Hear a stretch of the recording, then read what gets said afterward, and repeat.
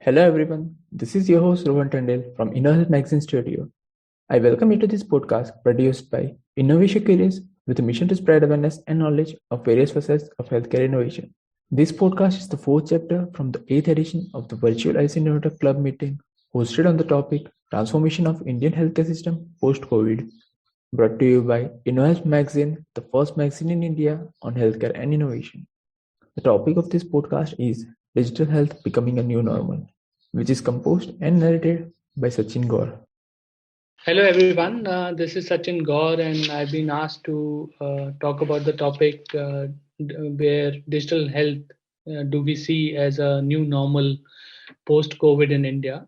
And definitely, all of us who are, in one way or other, joining this program today have seen how a pandemic created, an opportunity for digital health to accelerate in India. So let me make 4 points here today, and I will elaborate on them one to one. So the first point I want to make is that we are right now in a growth phase in India when it comes to digital health because we have a strong foundation and inspiration. So when I say growth phase, what I really mean is that if we look at all of us during the COVID, we must have ordered a test online or we would have got a report. Some of us would have also even done some teleconsultations or ordered, in general nutritional or medicines online. So we all have experienced what do you say this online world when it comes to the health sector. Just to give you an example, we saw that before pandemic there was around 3 million households as an addressable market of online pharma, and today online pharma after 1 year or so has 60 million households as their addressable market. Now this is a growth of 20 times. But if you zoom out and if you see that where are we in India in general when population is connected to internet? So as per the latest TRI numbers, I think around 800 million people in India are connected to mobile internet. And what do we need to do when we want to use digital health? We need an identity. We need a mobile phone or a smartphone which is connected to internet, and we need an ability to pay. So more or less, this 800 million people that we see in India is what you can say is the addressable market today for the Indian health sector. So when we compare this with the 60 million household or 240 million or 300 million people who are already kind of becoming consumers of buying medicines online or ordering tests online, I think we still have a scope of growing this market 3 to 4 times in years to come. So I think we are going to see a huge growth phase in the next 3 to 5 years, and this market is going to just explode. And I think, as I said, more or less all of us have experienced this personally during the pandemic, but it's becoming, what we can say that digital health has arrived. Now, why I say that, let me segue into the second point, which is big health big health tech players are paying attention. So, what has India seen from a financial market perspective? Let's say a company like Max Health has gone for IPO, and we will see more and more healthcare and pharma companies going for IPO in the last 1.5 years or so. But interestingly, we also saw that online startup dealing with medicine bought out a traditional player like ThyroCare. So this means that big players are paying attention. So companies like Apollo, they did a massive amount of teleconsultation during the pandemic, and we see news again and again from publicly listed companies that how they are adopting digital healthcare. So when you look at it from a health management perspective, digital brings a lot of efficiency. It brings efficiency on both sides. It brings efficiency on the hospital side because they can deliver this service independent of time and space. And the same way for the patient, they don't have to travel. So, for example, if you are ordering a test from Lal Path Lab, you don't have to go to their lab. You can get the person come to your home. So the delivery formats with the intervention of digital, they're becoming more and more efficient, and they're more and more becoming consumer driven. So my claim here is that we will see in time to come that the bigger players, they will make digital as not something that they want to do just to please their board, but something which will start bringing core of their revenues. And I think we will see a lot of new age startups in this domain.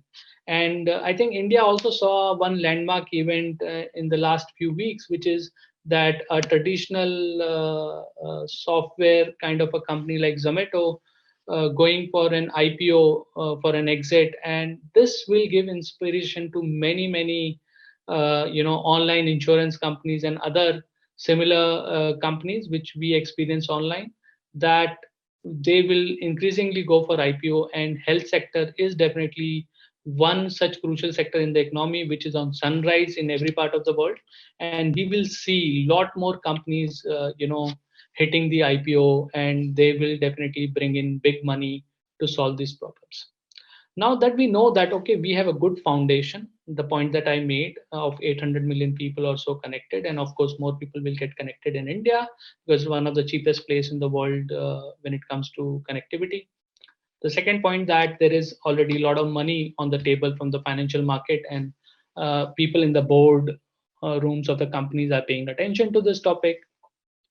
Now let's go to the third point, which is about scope for product and service innovation. So traditionally, when we experience services as an Indian consumer, we only saw a small element online of a larger healthcare service provider. For example, a typical hospital will only provide you online booking for appointment. They were not giving teleconsultation before, or a traditional diagnostic player would provide you reports online, but they were not doing anything else before. So what we will see increasingly is that as Indians, we are spoiled by big tech companies like Google, Amazon, with very superior products in terms of mobile applications that they give us, which are very easy to use, and they want to make us spend a lot of time using their applications, whether it's Facebook, WhatsApp, and we haven't seen those kind of products and services from traditional healthcare players, which means that the healthcare industry has to understand that healthcare is not just about when the person falls sick, which is, let's say, unfortunately in some cases could be once in a year, or people who are lucky, maybe it is probably once in a lifetime.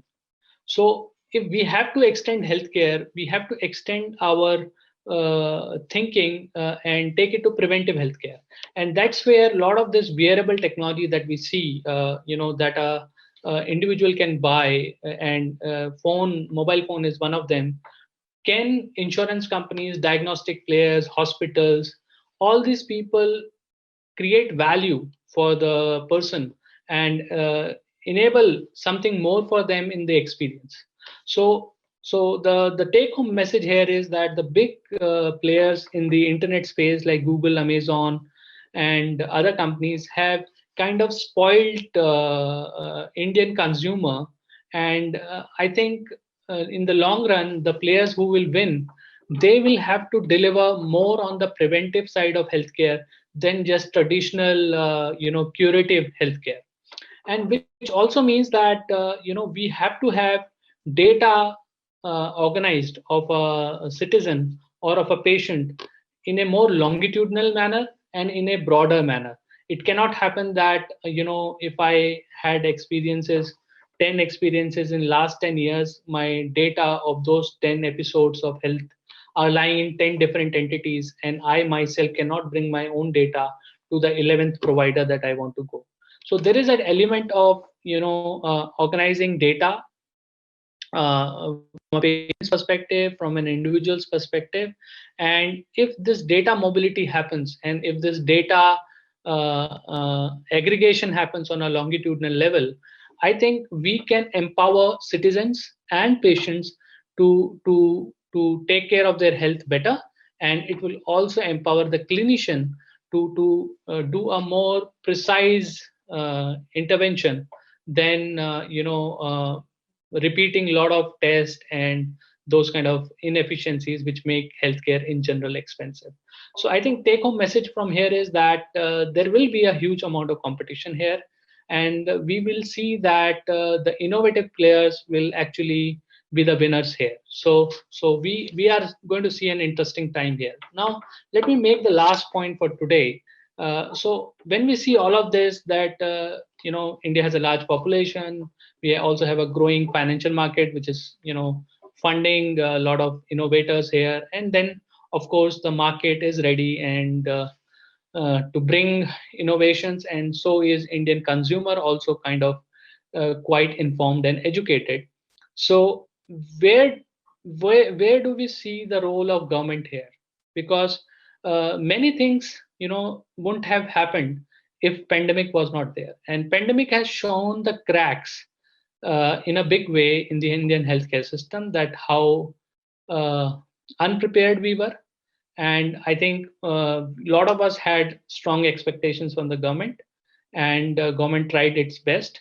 But I think if government has to take it further from the initiatives that the government has done, from Ayushman Bharat to National Digital Health Mission, and specifically doing the Arogya Setu app, the Cowin app, I think they have also tasted success, that the people of India are going to adopt such interventions, and government can increase the market by providing large scale universal health coverage through Ayushman Bharat. Government can also provide safety and security for people going online in terms of the National Digital Health Mission, because they are numbering and naming all the stakeholders involved in the Indian health sector. So I think government also has to play a big role in enabling this infrastructure, like government has done in case of Aadhaar, and enabled a big fintech revolution in India. Similarly, I hope that NDHM will enable a similar health tech revolution in India. And I think in the end, all of the stakeholders involved here, they need to be considerate of one thing, which is that the data belongs to the patient.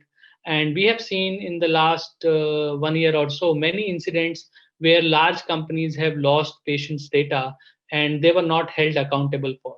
So as we go into this digital future, I don't think we can afford to talk about it as a side topic anymore. It's a mainstream topic, but we also need to be making investments to safeguard the privacy and the security of patient data.